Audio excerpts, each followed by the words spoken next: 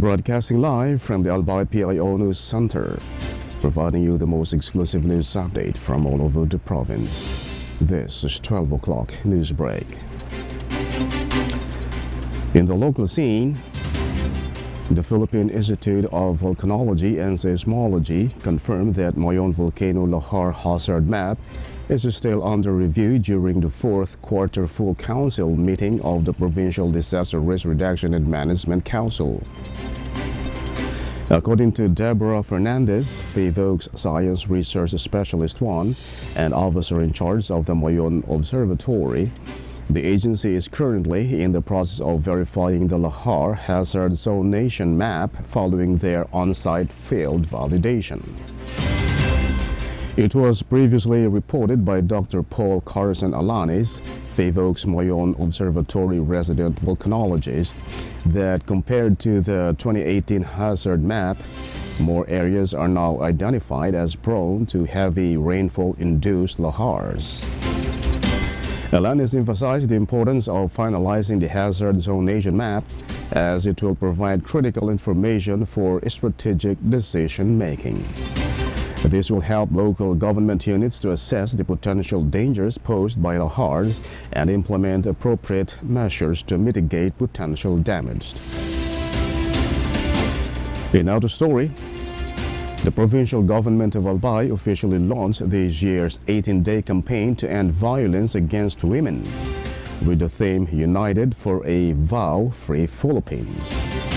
To mark the campaign's commencement, PGA employees wore orange clothing during the flag-raising ceremony yesterday, November 25, and gathered to form a handshake symbolizing their call to end vow. The Provincial Social Welfare and Development Office, PSWDO, is currently leading the anti-vow corner contest with participation from various PGA departments. The participating offices and departments will display their anti-vow corners from yesterday until December 12th, and prizes include 8,000 pesos for first prize, 6,000 pesos for second, and 4,000 pesos for third, and 2,000 pesos for non-winners. This initiative is part of the PGA's ongoing efforts to promote protection of women and children, which will culminate on December 11 at the Albay Astrodome for the final wrap-up of the 18-day campaign.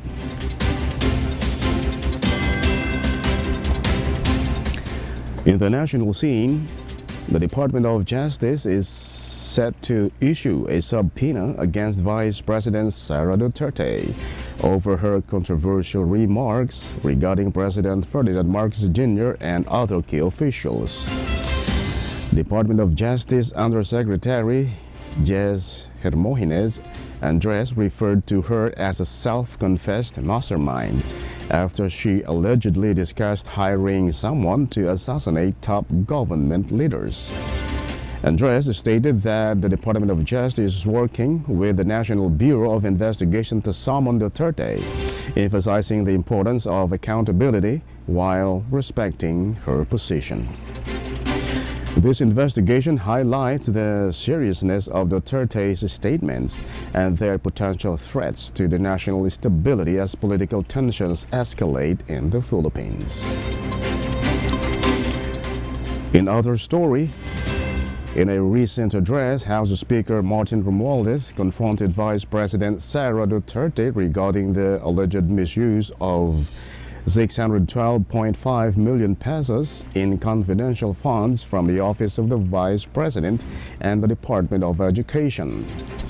This challenge follows Vice President Duterte's alarming threat against Romualdez and President Bongbong Marcos, which he stated poses a serious risk to democracy and national security. Romualdez defended the integrity of the House and urged fellow lawmakers to uphold its reputation amidst attacks and protocol breaches from the Vice President. The Speaker underscored the importance of accountability and transparency, insisting that those handling public funds must be prepared to justify their expenditures. In other news, 4 officials from the Office of the Vice President held in contempt for missing prior hearings have now attended a session of the House Blue Ribbon Committee. The officials, identified as Gina Costa, Limuel Ortonio, and the couple Edward and Sunshine Fajardo, are close associates of Vice President Sara Duterte. The committee, led by Manila Representative Joel Tua, has summoned the officials to provide explanations regarding the allocation of 612 million pesos confidential funds.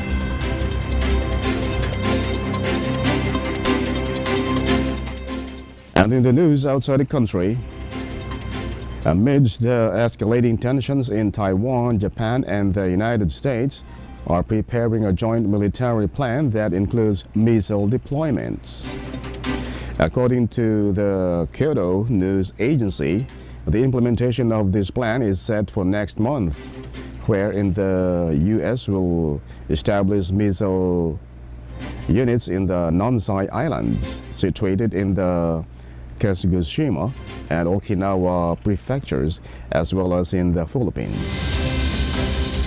The U.S. Marine Corps has announced the deployment of the high-mobility artillery rocket system and additional weaponry to these strategic locations. The plan will also involve U.S. units focusing on space, cyberspace, and electromagnetic operations in the Philippines. And finally, in the news outside the country, an additional 75 overseas Filipino workers have returned to the Philippines from Lebanon, marking the 91st batch of repatriations amid ongoing conflicts in the Middle East. Department of Migrant Workers Secretary Hans Leo Kakdak confirmed that all returning workers arrived safely at Ninoy Aquino International Airport this Sunday. Upon their return, they will receive support from the government, including financial and livelihood assistance from the Department of Social Welfare and Development, as well as educational vouchers for skills training through the Technical Education and Skills Development Agency. The national government's repatriation program continues to operate for OFWs still affected by the crisis in the region. And that's all for the 12 o'clock news break, November 26, 2024. We'll be right back tomorrow for more news updates. And thanks to our 12 o'clock news break writer, Albay Lurejo and Tres Padilla. And on the technical side, Tad Bobis. Of course, our Provincial Information Officer, Mary Luduca Castillo. And under the supervision of our Governor, Glenn Daong Bungao, I am Greg Hallare. Thank you for subscribing.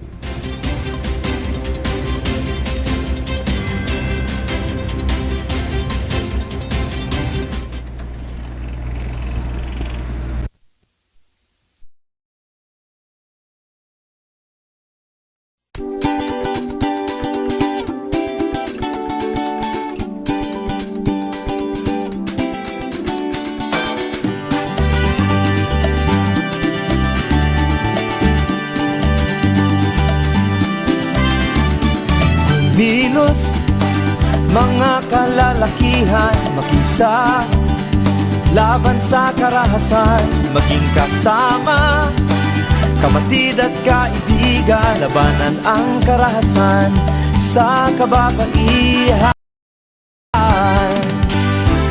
Hindi kailangan ng mga bagay na material upang ipakita ang tunay na pagmamahal. Hindi kailangan ng maraming salapi, pagkat pagmamahal ay di nabibili. Kumilos, mga kalalakihan, makiisa laban sa karahasan, maging kasama kapatid at kaibigan, ipigil ang karahasan sa kababaihan. Huwag mo silang saktan, huwag mong sigaw-sigawan, Huwag mong idadaan sa lakas ng boses at katawan. Igalang mo't huwag ituring na sila'y laruan. Sila'y taong tulad mong may dangal at karapatan.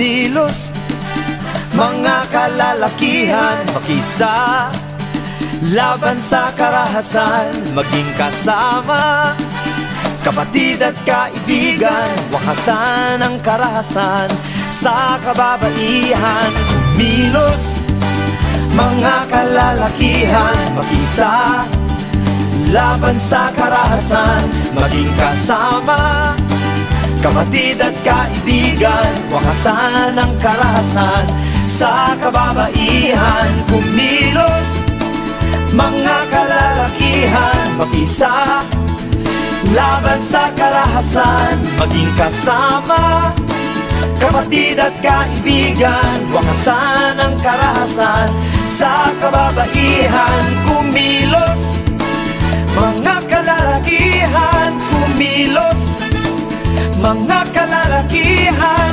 kumilos, mga kalalakihan.